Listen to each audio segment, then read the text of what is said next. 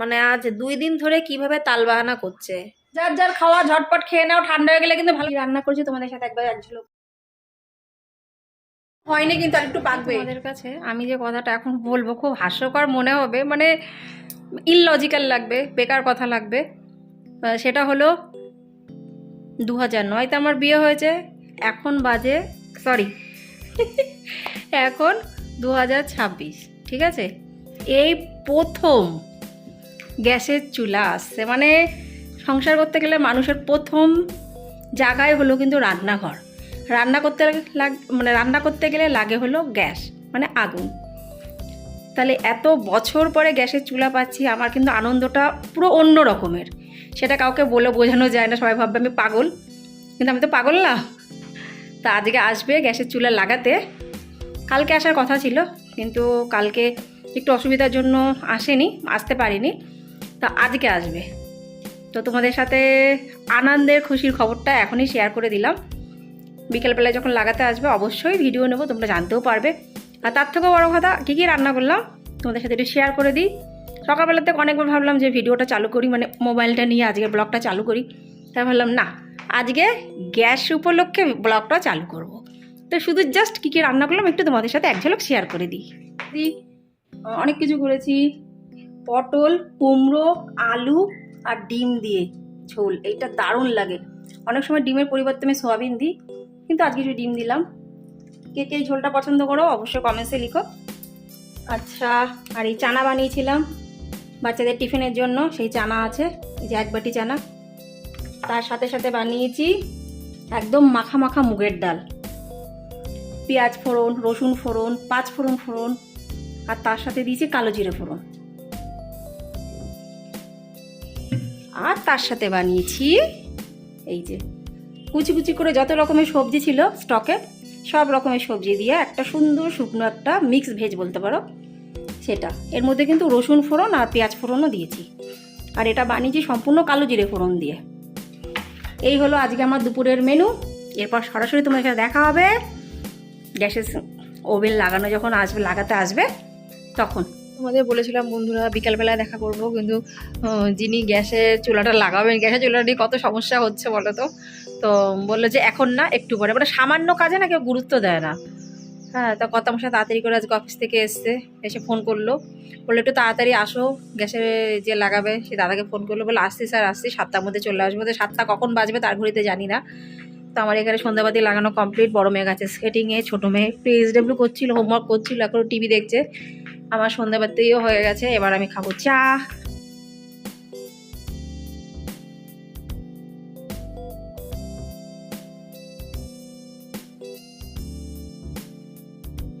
চলে আসলাম আমি সন্ধ্যাবেলা চা নিয়ে। আজ একটু সন্ধ্যাবাতিটা তাড়াতাড়ি দিয়ে দিয়েছি, যেহেতু গ্যাসের ওভেন লাগাতে আসবে, তো ওই জন্য একটু তাড়াতাড়ি দিচ্ছি, নাহলে এত তাড়াতাড়ি আমি দিই না। তা যাই হোক, যা হয় ভালোর জন্যই হয়। আর এদিকে আমার ছোটো মেয়ে তো টিভি দেখতে দেখতে হোমওয়ার্ক করছে, বেশ ভালোই লাগে মাঝে মধ্যে। আমিও একটু সময় পেলে দেখে নিই, ওই কার্টুন কিংবা নতুন নতুন ধরনের গানপত্র হয়। চলো এবার দেখা যাক বড় মেয়ে কী করছে। তাসু গেছিলো স্কেটিং ক্লাস থেকে এসেই বললো মাম্মা খিদে পেয়েছে। আমি বললাম তাহলে ঘরে অনেক কিছু আছে তাই খা। বলে না, আমি এখন রুটি দিয়ে এক ধরনের খাবার বানাবো। ও মাঝে মধ্যে এই খাবারটা বানায়, এটা খেতে মাঞ্চুরিয়ানের মতন টেস্ট লাগে, দারুণ কিন্তু লাগে। এখন তৈরি হচ্ছে সন্ধ্যের খাবার। এখন আমার মেয়েরা ভালোই পারে, তাহলে ওই জন্য ওরাই করে নেয়। এই যে মহারাষ্ট্রান স্টাইলে রসুন আর পেঁয়াজ দিয়ে, রসুন পেঁয়াজ দিবে না শুধু ভাজা করবি?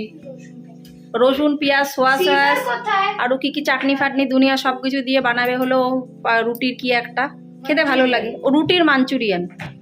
সকালে বানিয়েছিলাম যে রুটি, সেই রুটির মাঞ্চুরিয়ান এখন তৈরি হচ্ছে।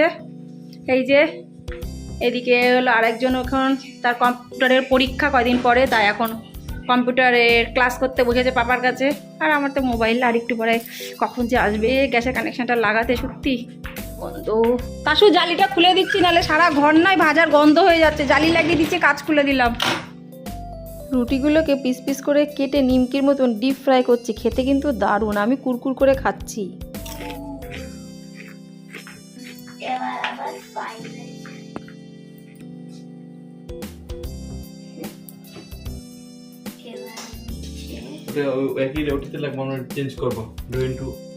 বানানো হয়ে গেলে আমাকে ডাকিস, চেক করে দেখবো কেমন বানিয়েছিস। মানে যদি নুন টুন কম হয়ে যায় তাই। রুটি যেটা ভাজা সেটা ভাজা হয়ে গেছে, এখন এর ভেতরে কী কী দেবে সেগুলো তোমাদের দেখাচ্ছি। উপর থেকে দে, হাতে ছিটবে। নিচের থেকে দিতে বলো না তুমি। মানে এইভাবে দে, এইভাবে আস্তে করে।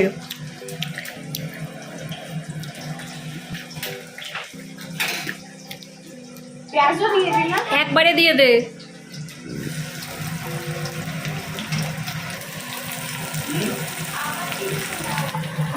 অল্প একটু অল্প দে, বেশি দিস না। হ্যাঁ ব্যাস ব্যাস ব্যাস, আর দিস না, আর দিস না, ব্যাস আর কমাস না। একটু নামিয়ে নাড়িয়ে দে। সসই তো নেই এর। এই মাসে সসটা তোলা হয়নি না, আর দিতে হবে না। এটাতে আর লাগবে, তার লাগবে না অনেক। এই ছিটবে। এটাতে যায় না। এটা কি? সেই জানবে। আর